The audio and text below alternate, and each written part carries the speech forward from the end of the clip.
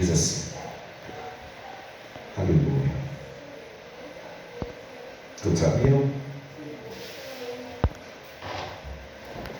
Darei as minhas duas testemunhas que profiram por 1260 dias vestidas de pano de saco. São essas duas oliveiras e os dois candeeiros que se acham em pé diante do Senhor da terra. Se alguém pretende causar dano, sai fogo da sua boca e devora os inimigos. Sim, se alguém pretender causar-lhes dano, certamente deve morrer. Elas têm autoridade para fechar o céu, para que não chova durante os dias em que profetizaram. Tem autoridade também sobre as águas, para convertê-las em sangue, bem como para ferir a terra com toda sorte de flagelos, tantas vezes quantas quiserem. Quando tiverem então concluído o testemunho que devem dar, a besta que surge do abismo pelejará contra elas, e as vencerá e matará. E o seu cadáver ficará estirado na praça da grande cidade, que espiritualmente se chama Sodoma e Egito, onde também o seu Senhor foi crucificado. Então muitos dentre os povos, tribos, línguas e nações contemplarão os cadáveres das duas testemunhas por 3 dias e meio, e não permitem que esses cadáveres sejam sepultados. Os que habitam sobre a terra se alegrarão por causa deles, realizarão festas e enviarão presentes uns aos outros, porquanto esses dois profetas atormentaram os que moram sobre a terra. Mas depois dos 3 dias e meio, o Espírito de vida vindo da parte de Deus neles penetrou, e eles se ergueram sobre os seus pés, e aqueles que os viram sobreveio grande medo. E as duas testemunhas ouviram grande voz vinda do céu, dizendo-lhes: subi para aqui. E subiram ao céu numa nuvem, e os seus inimigos as contemplaram. Naquela hora houve grande terremoto, e ruiu a 10ª parte da cidade, e morreram nesse terremoto 7.000 pessoas. Ao passo que as outras ficaram sobremodo aterrorizadas e deram glória ao Deus do céu. Passou o segundo ar, eis que sem demora vem o terceiro ai. Amém? Santo e eterno Deus, nos colocamos mais uma vez na Tua presença em oração, Pai.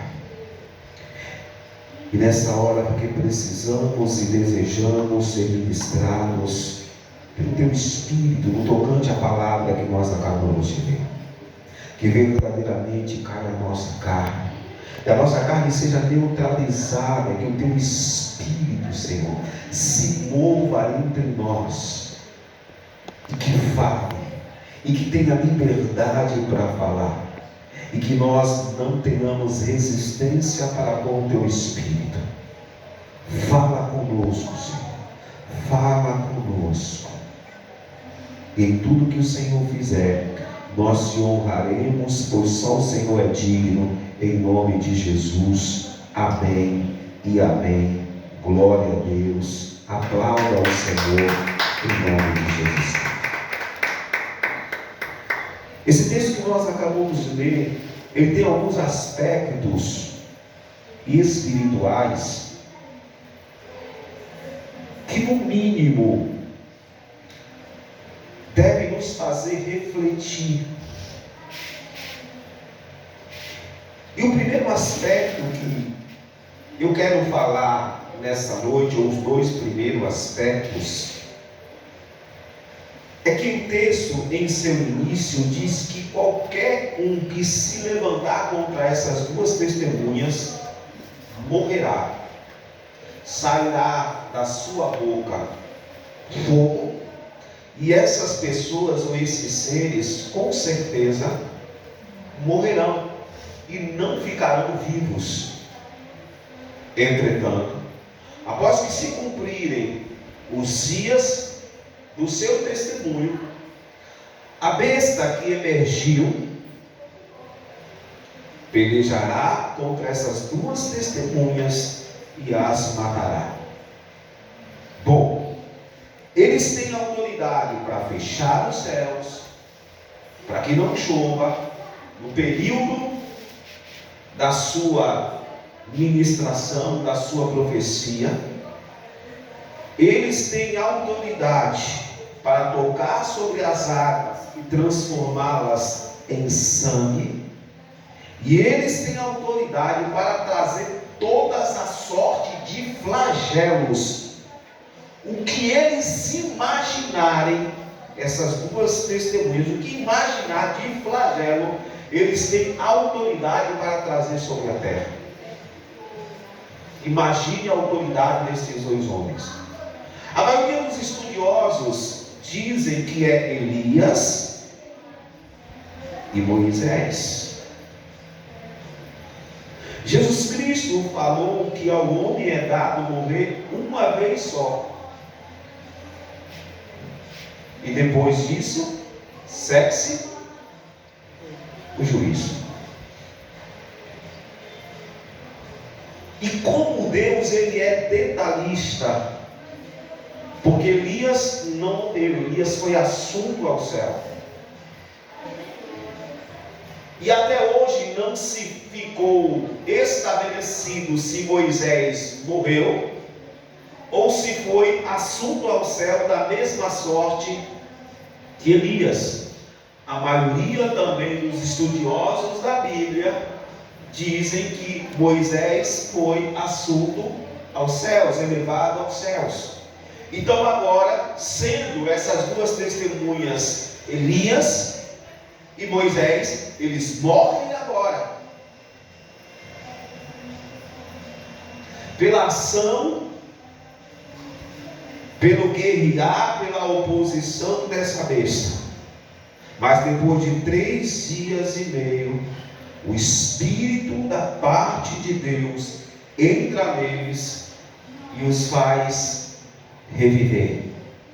E aos olhos de todo mundo, de todos aqueles que tripudiaram, que fizeram festa, que mandaram presentes uns aos outros, eles são elevados aos céus mais uma vez.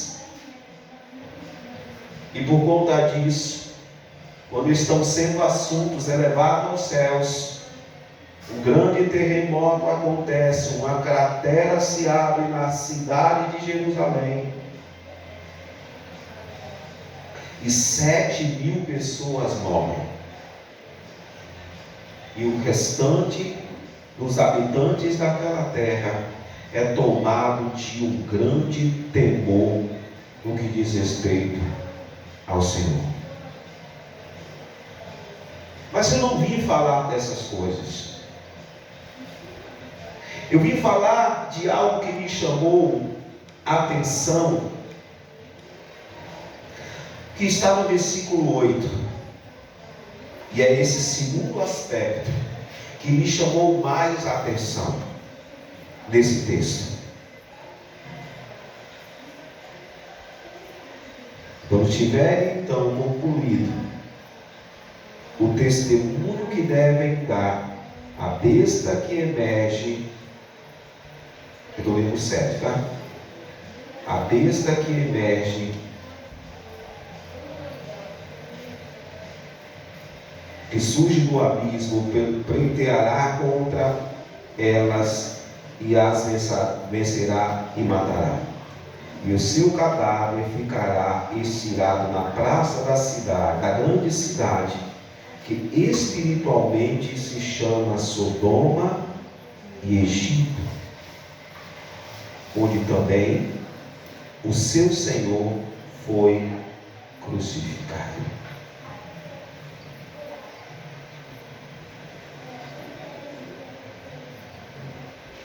Jerusalém, aos olhos de todos, nos dias de hoje, é que cidade?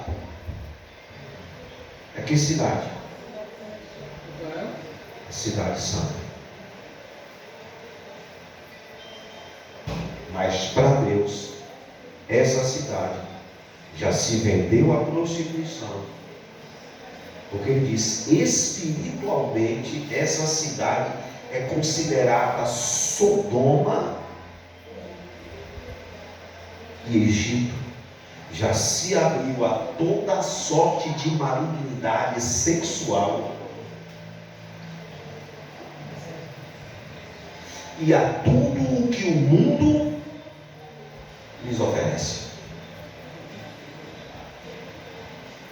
Assim como nos dias de Jesus Cristo, que Jerusalém estava extremamente contaminada, extremamente envolvida, dominada pelo poder do inimigo. E agora não é diferente. Espiritualmente, para Deus, Jerusalém, a cidade aonde Jesus Cristo foi crucificado, espiritualmente é como Sodoma e como Egito. O que nós enxergamos hoje e falamos cidade santa, cidade santa, cidade santa, sinceramente, irmãos, talvez não exista mais. Não exista mais. Porque se contaminaram de tal sorte que não existe mais espaço para Deus.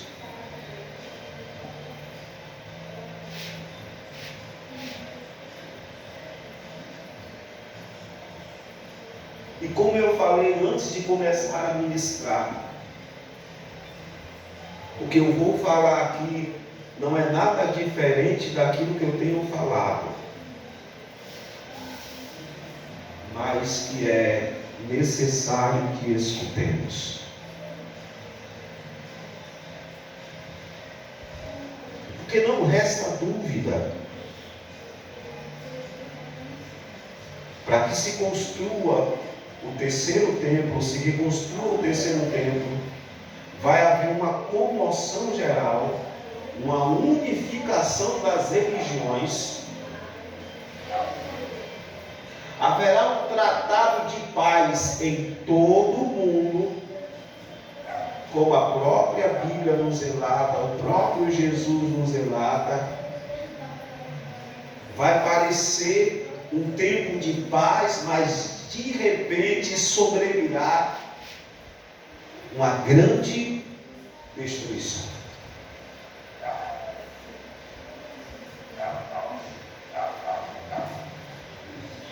A cidade aonde Jesus Cristo passou, a cidade que muitas igrejas, muitas religiões se dirigem para lá, considerando uma cidade santa, que ali está um lugar envolvido com uma áurea espiritual de santidade, de poder de Deus. Para Deus não passa espiritualmente de algo semelhante a Sodoma, semelhante ao Egito.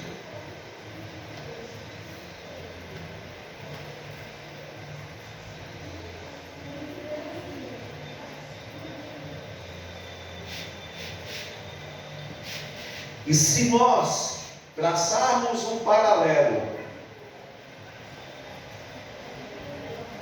entre essa concepção, entre essa avaliação de Deus para com Jerusalém e o que está acontecendo com a igreja, o que a igreja tem se aberto ou tem permitido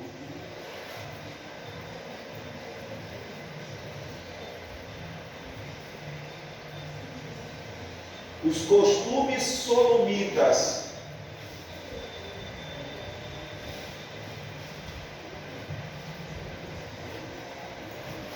e as coisas do Egito dentro de si, não está muito diferente, irmãos. E mais uma vez eu faço citação do texto em que Jesus Cristo falou das duas portas. A porta que conduz ao céu é estreita, e poucos serão o que entrará por ela. A porta que conduz ao mundo e à destruição é larga, e muitos são os que se deparam diante dela e entram.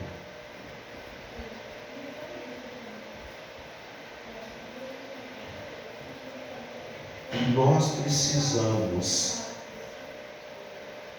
estar verdadeiramente em extrema vigilância.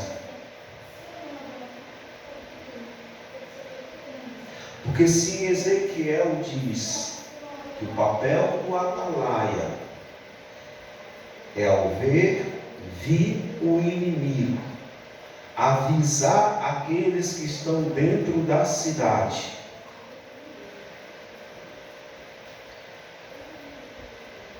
para que se preparem para a investida no inimigo. E se o atalaia vir o inimigo e não avisa a cidade, então o inimigo entra, destrói, mata, mas o sangue daquelas pessoas recairá sobre os ombros do atalaia. Entretanto, se o atalaia avisa e a cidade, mesmo avisada, não se posiciona, o inimigo entra, destrói, mata, mas o sangue daquelas pessoas recairá sobre a vida delas mesmas e não do atalaia.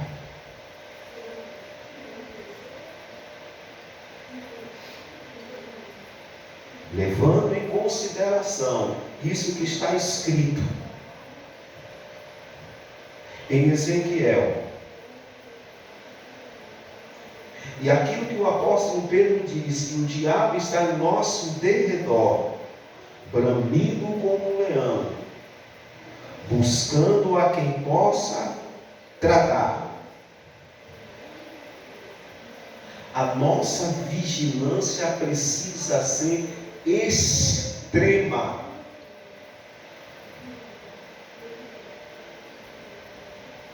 Porque o mês passado, se eu não me engano, foi o mês passado, ou foi o retrasado, nós somos ministrados aqui a respeito dos posicionamentos de Davi, que no tempo dos reis irem para a guerra, Davi ficou em casa. E no início do ano, os bandos dos moabitas costumavam sair à guerra, porque era o tempo dos reis saírem à guerra. Então, nesses dias da Bíblia, no Antigo Testamento, tinha um tempo determinado para os reis saírem à guerra. De ano em ano tinha campanhas militares, de ano em ano. Era até fácil se preparar, irmãos. Esse ano teve uma investida do inimigo, agora só vai ter no ano que vem. Porque no tempo dos reis saírem à guerra, só no ano que vem. Era até fácil manter-se vigilante. Você concorda? Agora, na nossa condição espiritual, não. Na nossa condição espiritual é o dia inteiro. É a semana inteira. É o mês inteiro.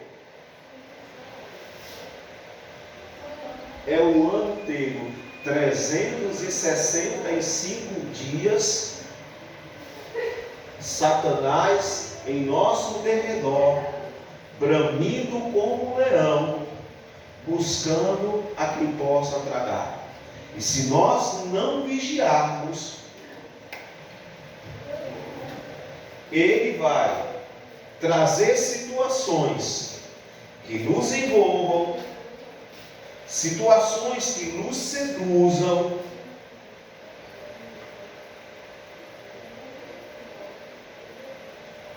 para justamente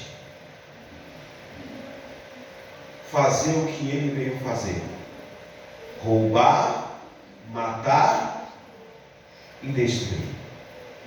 Então está traçando esse parâmetro entre Jerusalém, que é considerada a cidade santa, a cidade onde Jesus Cristo andou, onde Jesus Cristo nasceu, onde Jesus Cristo fez os seus milagres, onde Jesus Cristo morreu, onde Jesus Cristo ressuscitou.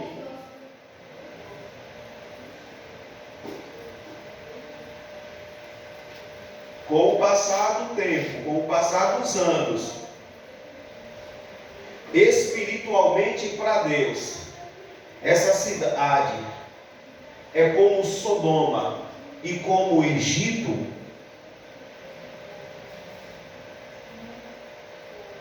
Irmãos, se nós olharmos, não precisa nem um olhar profundo para dentro da igreja. O que tem acontecido na igreja nos dias de hoje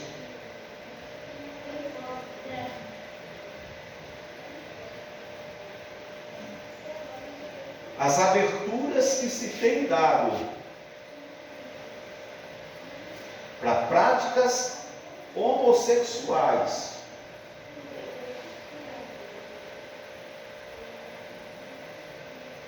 para práticas de adultério, porque casamentos em sequência significa adultério, e isso é sodomia. É vida sexual desregrada. Porque tanto o homem que se casa segunda vez, como a mulher que se casa segunda vez, comete adultério. Se não for por relação sexual ilícita.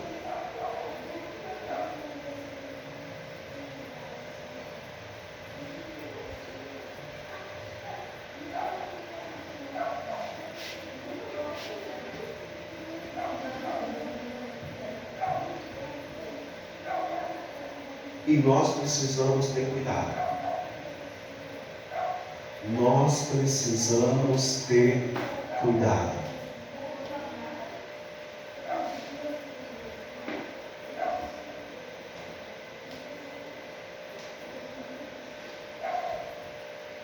Porque se tem algo que o diabo é craque, é em sofisma. Ele é o pai da mentira, assim diz o texto de João 8. Ele é o pai da mentira, nele nunca houve verdade.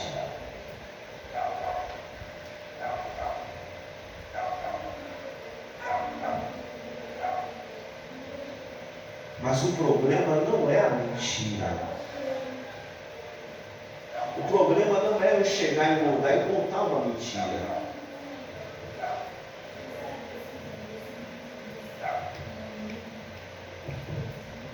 O problema é ter alguém que acredite na mentira.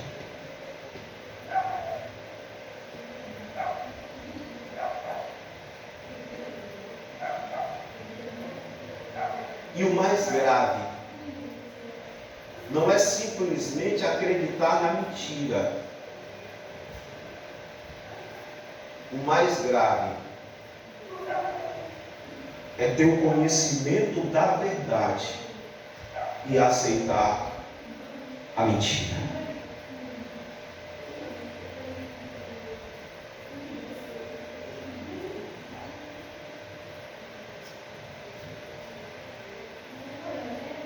Como aconteceu com Eva e Adão.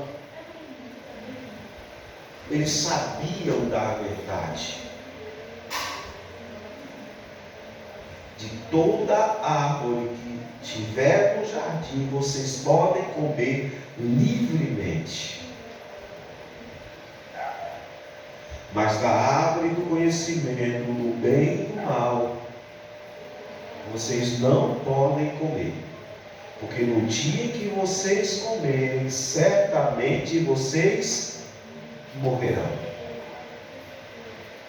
Essa era a verdade. E o interessante é que o diabo não precisou mudar muita coisa.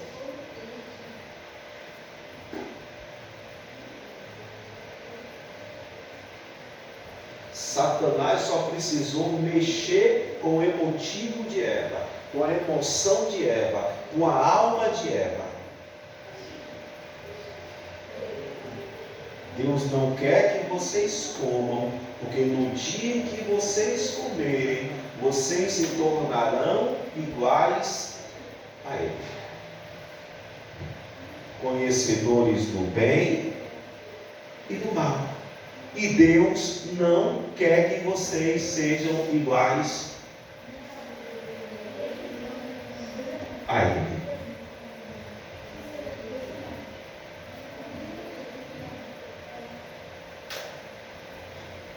Então Eva olhou para aquela árvore, para aquele fruto, viu que era agradável aos olhos e bom para dar entendimento, foi lá e comeu.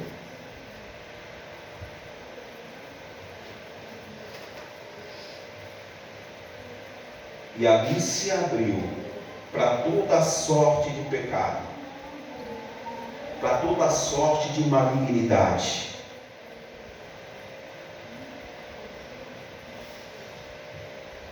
Assim como Israel, assim como a igreja, nós temos visto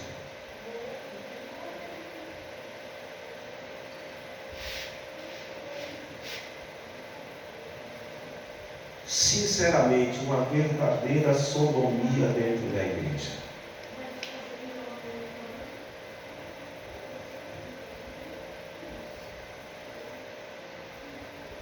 E as portas bem abertas, ou melhor, as portas bem abertas não.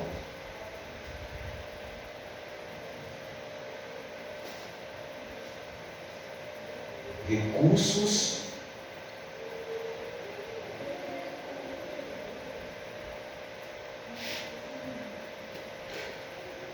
do mundo, recursos do Egito dentro da igreja.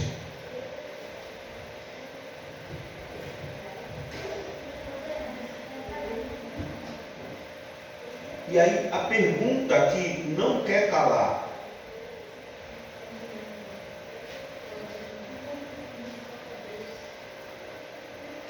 qual a diferença do olhar de Deus para Jerusalém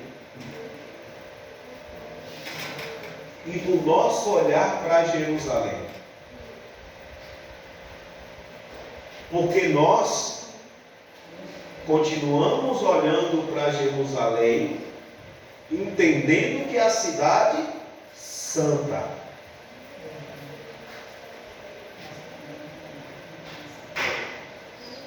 O que há de diferente em nosso olhar em relação ao olhar de Deus para com Jerusalém? Porque para nós, a cidade que continua santa, que se faz caravanas e caravanas, caravanas e caravanas,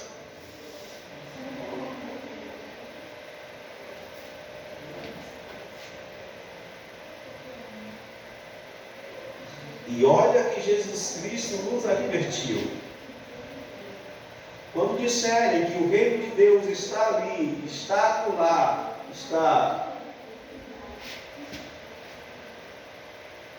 ele está dentro de você.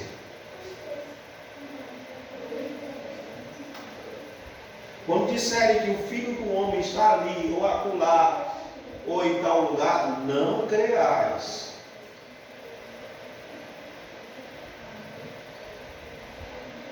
Como eu falei há algum tempo atrás, tem gente que passa no túmulo de Jesus Cristo e sente o poder.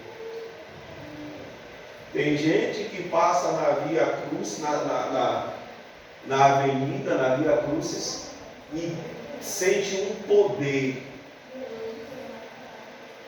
Tem gente que vai para o mundo das lamentações e sente um poder.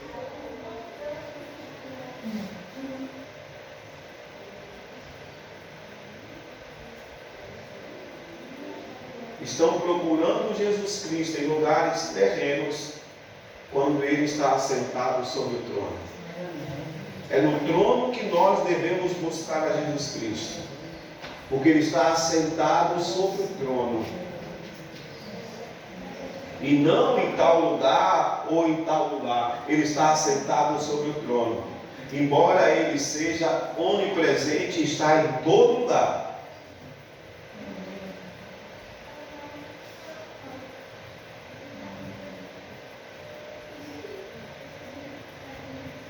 É igual aquela situação que eu falo para vocês. E alguns pregadores dizem: esse lugar aqui vai se transformar no tanque de Betesda.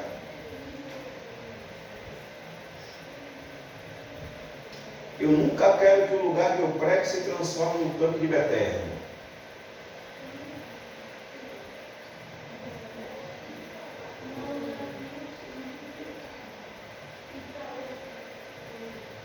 Eu quero que o lugar que eu estou pregando, a presença de Jesus Cristo esteja constantemente, não é um anjo que aparece uma vez por ano. Jesus Cristo chegou ali justamente para mostrar que quando eles esperavam uma vez por ano um anjo mexer as águas, estando ele, a qualquer hora, a qualquer momento, o poder de Deus se manifestava.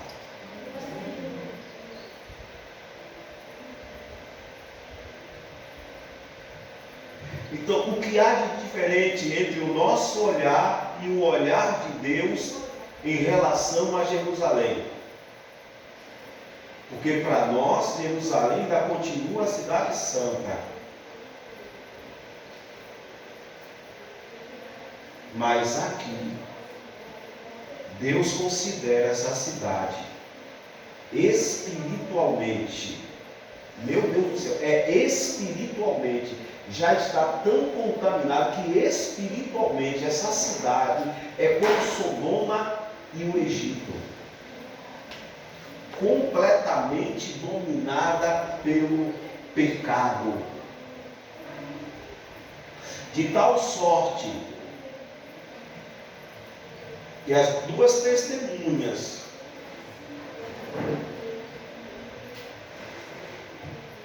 ao pregarem esse longo período de 3 anos e 6 meses,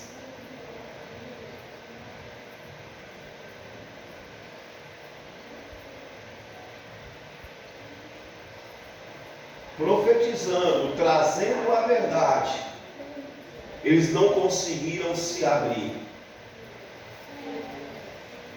E quando a besta guerreou contra as duas testemunhas e matou, a cidade toda festejou.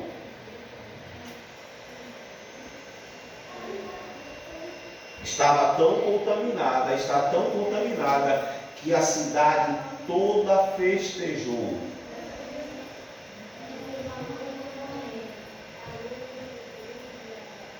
E mandaram presentes uns aos outros.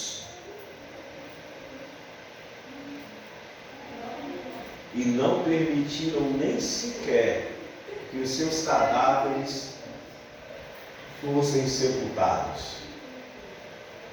Mas o que eles não esperavam é que o poder de Deus viria sobre aquelas duas testemunhas e os ressuscitaria diante dos olhos de todos.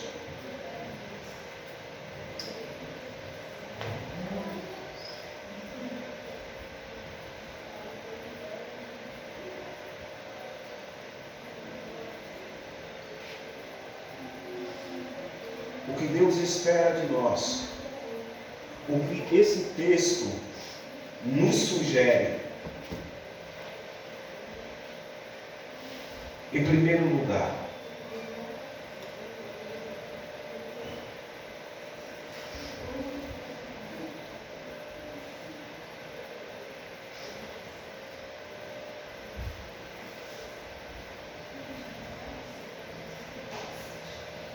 que a nossa consciência espiritual não seja manipulada pelos nossos desejos carnais.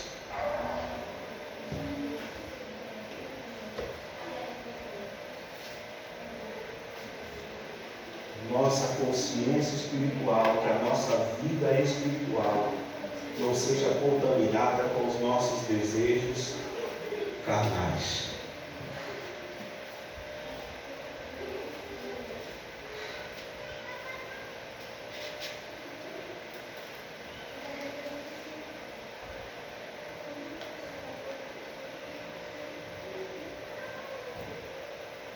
O diabo sabe, irmãos, que a única forma dele nos dominar é fustigando a nossa carne, é fazendo prevalecer em nós o desejo da nossa carne. E quanto mais dermos vazão à nossa carne,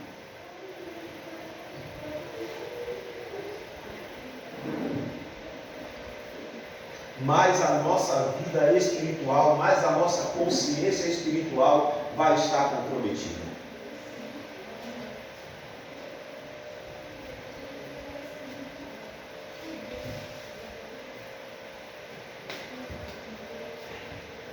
E é muito simples, irmão. É muito simples, irmão. Como eu falei alguns dias atrás, existe um endereço que nós precisamos visitar, no mínimo toda semana. Que endereço é, pastor? Gálatas capítulo 5. As obras da carne são bem conhecidas e são: e não herdarão o reino de Deus quem tais coisas praticam. Parece que para nós crentes só lateja assim, ó: prostituição, lascívia, bebedice.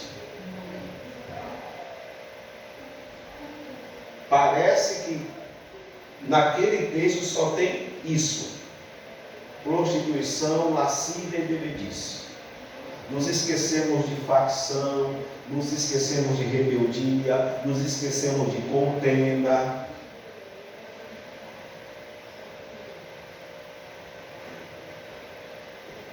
Que é algo que está evidenciado não, é algo que se pratica de uma forma corriqueira dentro da igreja.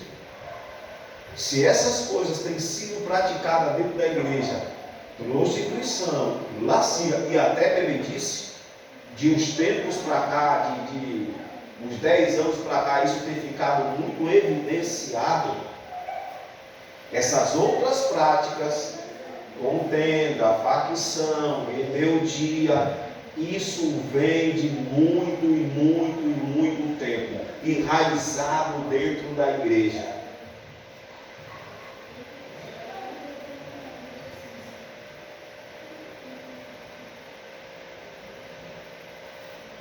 E a nossa consciência, a nossa vida espiritual não pode ser comprometida por causa dos impulsos da nossa carne. Foi o que aconteceu com essa cidade. A vida espiritual e a consciência espiritual dessa cidade se contaminou por causa do impulso da carne. O que é sodomia?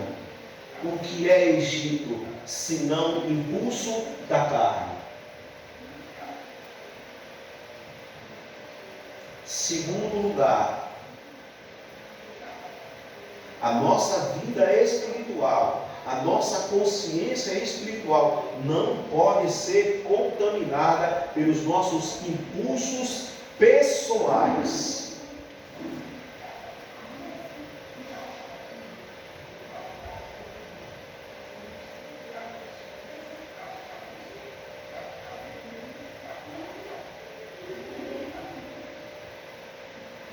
Estava assistindo uns vídeos hoje até de comédia. Mas dentro desses vídeos de comédia surgiu algo muito interessante.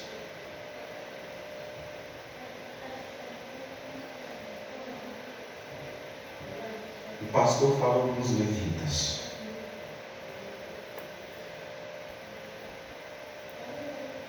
Ele falou o seguinte: porque quando você toca no mundo, irmão,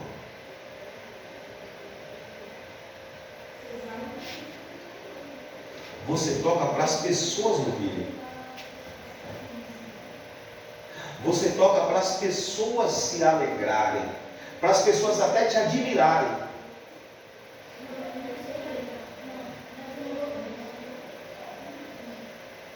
Na igreja, você toca para agradar a Deus. O teu louvor é para Deus, não é para uma promoção pessoal, não é para que as pessoas sintam ou te avaliem, embora isso seja quase que impossível não acontecer, mas essa não pode ser a nossa motivação.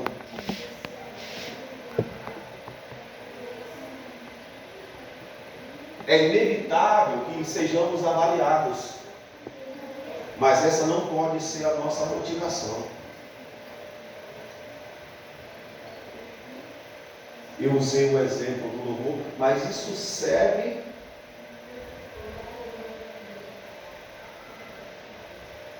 para qualquer ministério. O que nós fazemos é para Deus. E não é para as nossas motivações pessoais. Não é para os nossos anseios pessoais.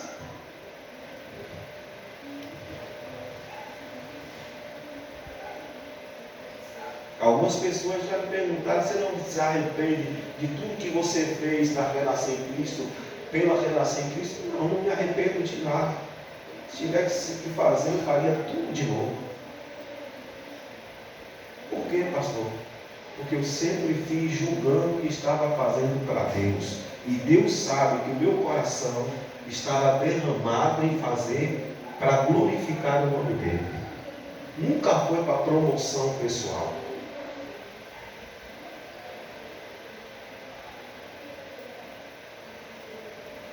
Nunca foi.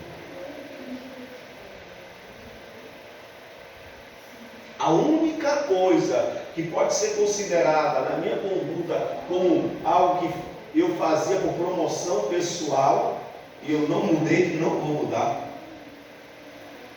porque eu não vejo nada demais disso.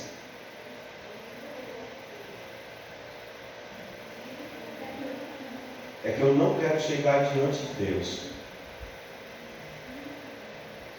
e Deus virar para mim e dizer: sabe quantas almas estão aqui no céu porque você foi instrumento? 2 almas.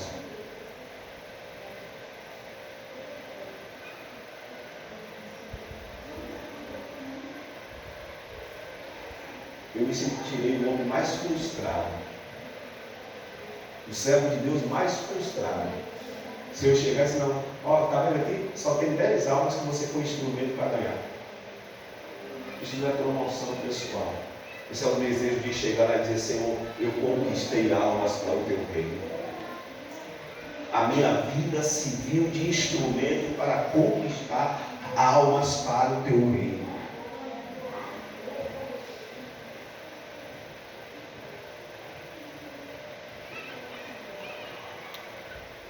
Então nunca faça as coisas, nunca deixe que a tua vida espiritual, a tua consciência espiritual seja manipulada pelas tuas ambições pessoais. Isso vale para o que eu acabei de falar de dentro da igreja, de você fazer as coisas com promoção pessoal, mas isso também vale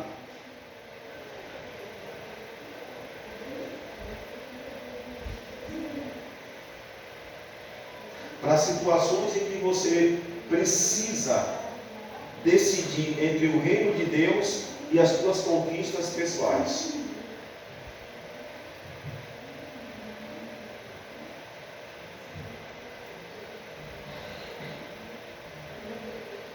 Porque Jesus Cristo falou: de que vale o homem ganhar o mundo inteiro, ou traduzindo, ganhar o Egito inteiro e perder a alma?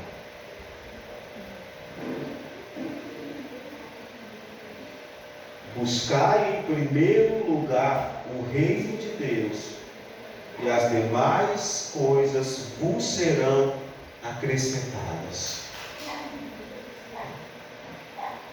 Então o que aconteceu com Jerusalém? O que tem acontecido com Jerusalém?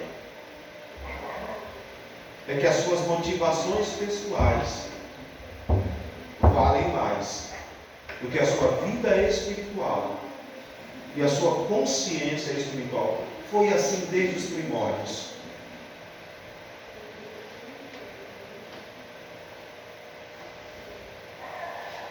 Se contaminaram, se abriram, as suas motivações carnais e as suas motivações pessoais foram maiores ou tiveram mais relevância do que a vida e a consciência espiritual que eles deveriam ter, ou que Deus esperava que eles tivessem.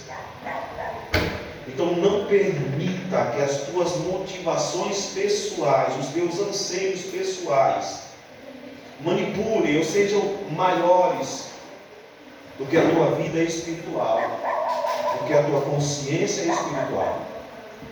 Não permita. Isso é vigilância. As nossas motivações pessoais precisam estar abaixo do reino de Deus.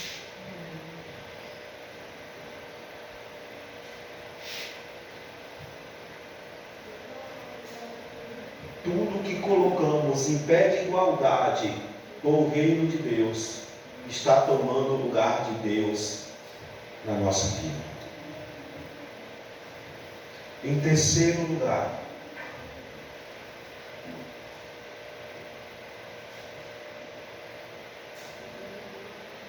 não deixe, não permita, não se abra, não dê brecha.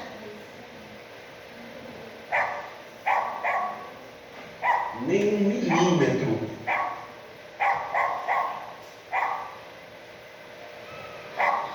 Nem 1 milímetro.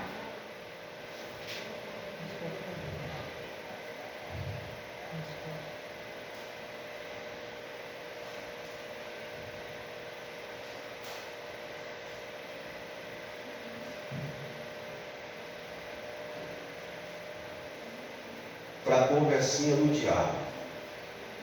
Esse não é o tópico, não.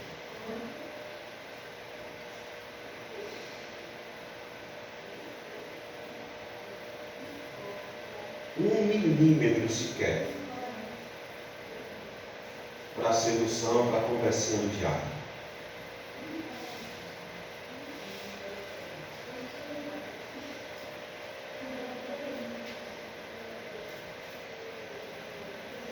Terceiro lugar, irmãos.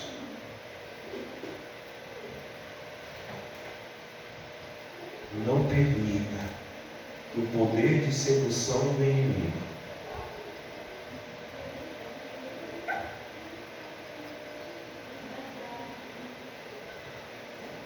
macule a tua vida espiritual ou a tua consciência espiritual.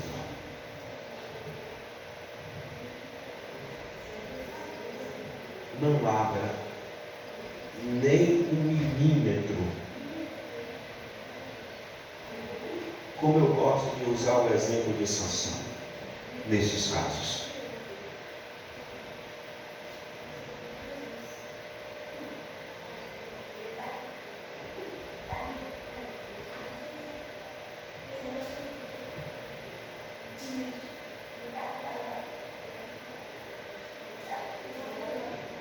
Eu tenho uma pergunta para fazer para você. Quem, dentro de uma lata que tem 10 caranguejos, ousaria colocar a mão 10 segundos lá dentro e deixar?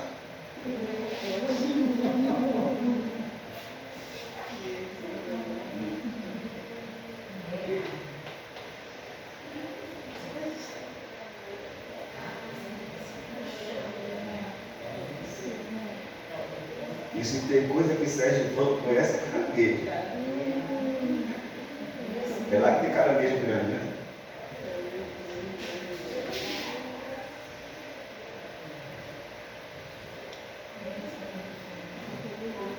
Mas ficasse assim, ó, bota 10 segundos e não conseguiu pegar, você tira.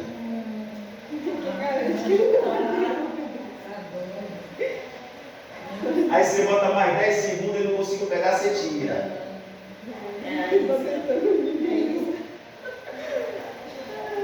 Aí você bota mais 10 segundos, colocou a mão e não mordeu, você tira. Aí como diz o outro, já está tão fácil, aí você vai botar as duas agora, não vai botar uma só não. Bota as duas agora. Alguém ousaria fazer isso? É o que Sansão fez.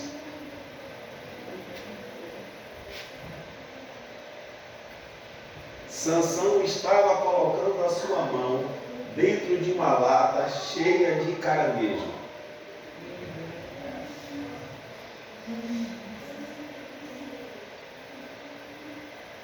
E achando que nada ia acontecer.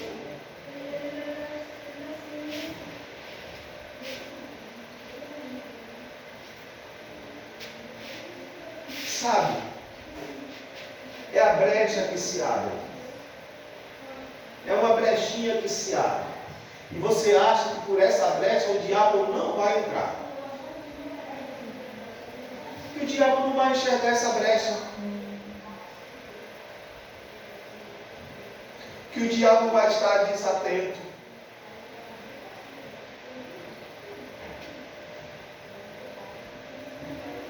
Não, que promoveu a situação não foi o diabo. Para você cair. Então não deixe que o poder de sedução do inimigo manipule, corrompa a tua vida e a tua consciência espiritual.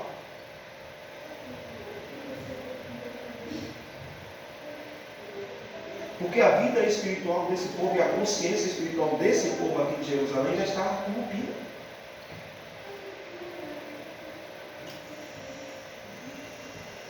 Porque espiritualmente eles são considerados por Deus como Sodoma e como Egito.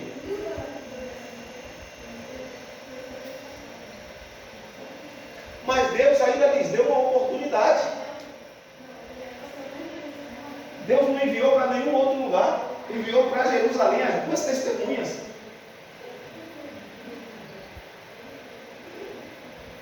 Que tinha poder para fechar os céus. Tem poder para fechar os céus para que não chova, como Elias. E com certeza, como a Bíblia diz, nos dias em que durarem a profecia, o tempo deles profetizarem, eles podem fechar o céu. Tem poder para transformar a água em sangue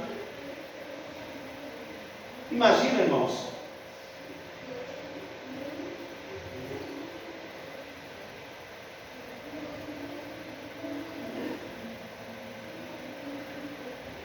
Porque realmente eu tenho batido muito firme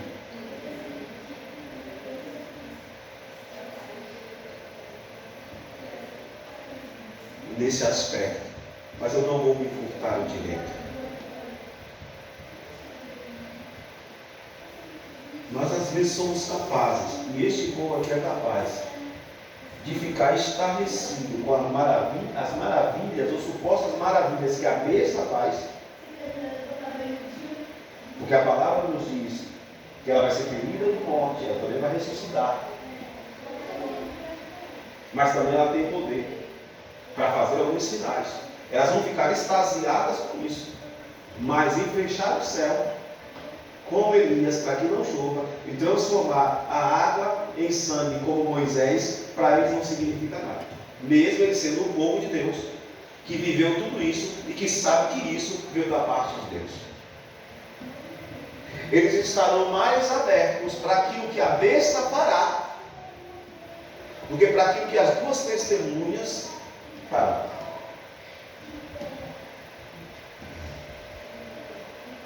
E o que lamentavelmente nós temos visto dentro da igreja é que as pessoas estão mais abertas para aquilo, para acreditar naquilo que não vem da parte de Deus, do que daquilo que vem da parte de Deus. E os olhos deles só se abrirão quando as duas testemunhas forem ressurretas, forem assuntas aos céus, houver um terremoto e 7.000 pessoas morrerem.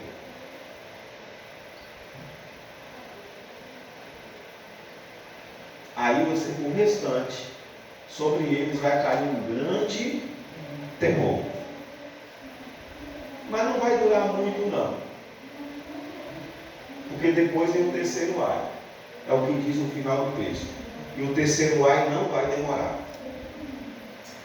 É aquela euforia de crer, mas não tem profundidade. Como nos dias de Elias, só o Senhor é Deus, só o Senhor é Deus. Vai lá com os profetas de Baal. Com certeza depois de 15 dias já estava tudo, porque eles estão fugindo. E chegar lá na taverna e dizer: eu quero tirar minha vida. E não era só Jezabel. Israel te abandonou, derribou os teus altares, zoou com a aliança que tem contigo, e eu fiquei só. Ou seja, não demorou muito aquele tempo de êxtase por Deus, através de Elias, ter feito descer fogo do céu, e eles gritarem: só o Senhor é Deus, só o Senhor. Não demorou muito. E não vai demorar muito esse pseudo arrependimento, esse pseudo espanto, porque a vida e a consciência espiritual desse povo está extremamente contaminada.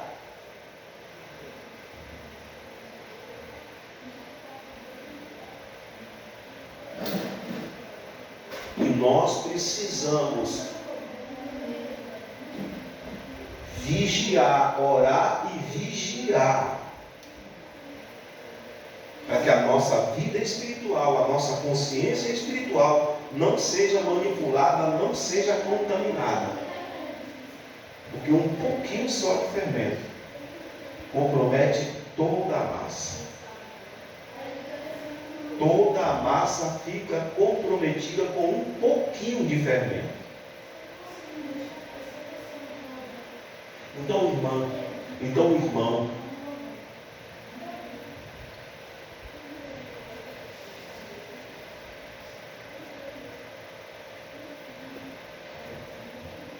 vamos nos esforçar para manter a nossa vida espiritual, a nossa consciência espiritual intacta. Os impulsos da nossa carne, os nossos impulsos pessoais, as nossas motivações pessoais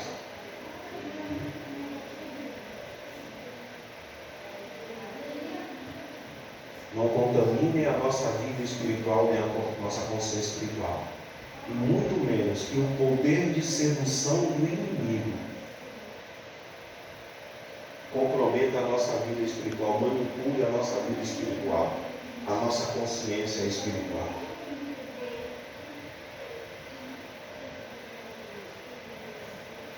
Porque voltando para a Sansão, foi bem o que Dalila fez.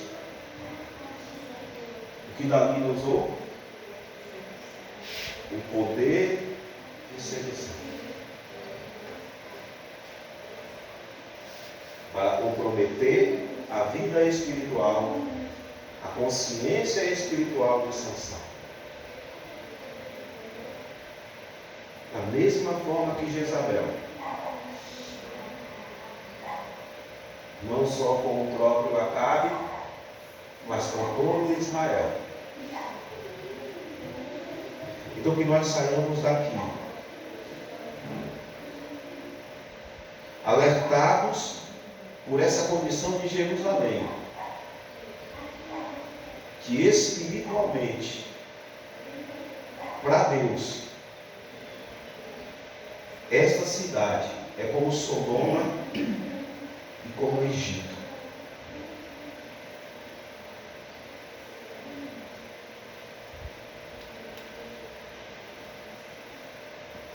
Mas para muitos ainda é a cidade santa.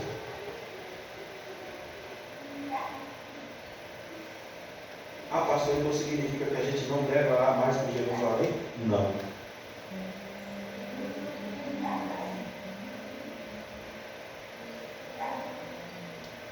São prósperos aqueles que te amam. Orai pela paz em Jerusalém.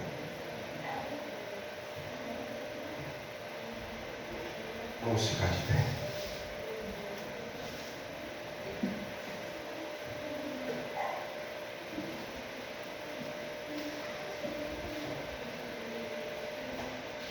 Como diz a música Betel, assim como Jerusalém é a casa de Deus, nós hoje somos a casa de Deus.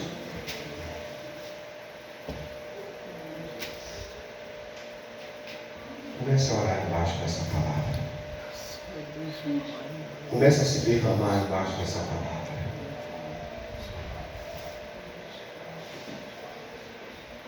Comece a pedir ao Senhor essa capacidade de vigilância, para que nós não nos tornemos como Jerusalém. Como o próprio Deus fala em Jeremias, como o próprio Deus fala em Isaías, essa cidade tão maravilhosa, tão glamurosa, essa casa tão cheia de glamour, de maravilha.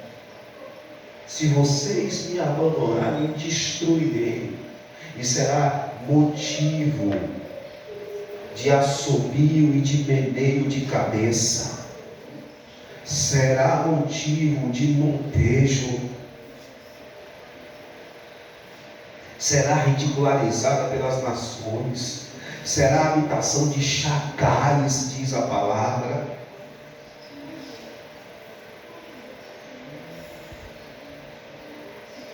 De chacais e de bestas feras do campo. A cidade que era glamurosa,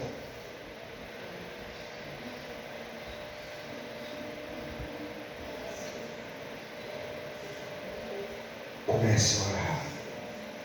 Comece a orar e clamar ao Espírito Santo de Deus. Nós precisamos clamar ao Espírito Santo de Deus, porque os dias se aproximam da volta de Jesus Cristo, e as nossas lamparinas precisam estar acesas, as nossas vestiduras precisam estar brancas, os nossos talentos precisam estar multiplicados. E isso só será possível, essas coisas só serão possíveis se a nossa vida espiritual e a nossa consciência espiritual não for contaminada. pelas nossas motivações carnais, pelas nossas motivações pessoais, nem muito menos pelo poder de sedução do inimigo. Então não abra a mínima brecha. Você percebeu que foi uma brecha que você abriu? Feche, peça perdão a Deus, feche a brecha. Porque nós bem sabemos que o diabo não precisa de porta aberta, ele só precisa de uma brecha. Ore, Espírito Santo de Deus, nós nos colocamos diante do teu altar, nós nos colocamos diante da tua presença, te pedimos, tem misericórdia de nós, nos reveste com discernimento espiritual que nós precisamos. Meu Deus, em nome de Jesus, o Senhor nos chamou para que sejamos santos, para que sejamos zelosos por boas obras, meu Deus, para que anunciemos as virtudes do Senhor que nos chamou das trevas para a sua maravilhosa luz. E para isso o Senhor nos constituiu como povo de propriedade exclusiva tua, como sacerdócio real, como nação santa, e assim nós queremos permanecer. Nos livra, Senhor, de tudo aquilo que nos é nocivo, de tudo aquilo que o inimigo usa, Senhor, para manipular a nossa carne, até, meu Deus, para impulsionar as nossas motivações pessoais, em detrimento, Senhor, as situações do teu reino, em nome de Jesus Cristo. Livra-nos, Pai, de toda a sedução do inimigo, nos dá capacidade de vigilância, de percepção. A tua palavra diz, o próprio Senhor Jesus falou que as suas ovelhas ouvem a sua voz e não ouvem a voz do mercenário. Meu Deus, em nome de Jesus, que nós aprendamos a rechaçar a voz do inimigo, a voz do ladrão, a sedução do ladrão, mas que estejamos prontos para ouvir a tua voz, Senhor, e obedecer em nome de Jesus, e assim estarmos livres de toda a sedução que compromete a nossa vida espiritual, que compromete a nossa vida, a nossa consciência espiritual. Move-te, Espírito Santo de Deus, e habilita-nos embaixo dessa palavra, habilita-nos embaixo dessa unção, em nome de Jesus. Age sobre nós, age sobre nós, age sobre as nossas vidas, sobre o nosso coração, trabalha o nosso interior, em nome de Jesus. Nos dá essa capacidade de resistir ao inimigo firme na fé, até que ele fuja de nós. Tu és o nosso Deus, e nós nos consagramos nesta noite. Nós colocamos a nossa vida no teu altar. Visita-nos, meu Deus, instrui-nos, adestra-nos, Pai, em nome de Jesus Cristo. A nossa vida te pertence, nós sabemos que fomos comprados por bom preço, e queremos valorizar o preço pelo qual nós fomos comprados, que foi preço de sangue. Meu Espírito Santo de Deus, age sobre as nossas vidas, estabelece esse tempo sobre nós, em nome de Jesus. Nós queremos entregar nesta noite os nossos dízimos, nós queremos entregar as nossas ofertas, nós queremos entregar os nossos votos, em nome de Jesus Cristo. Amém e amém. Glória a Deus.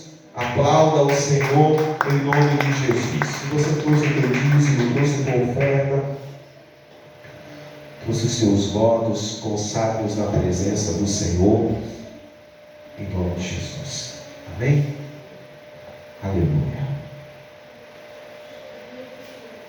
Glória a Deus.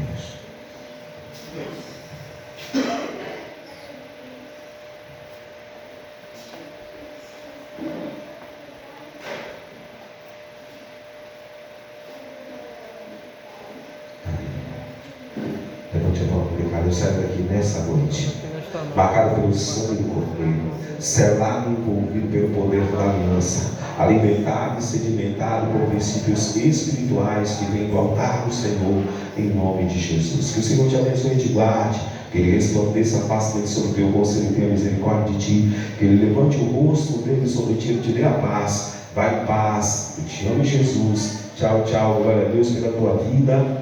Até domingo te espero aqui, se Deus permitir.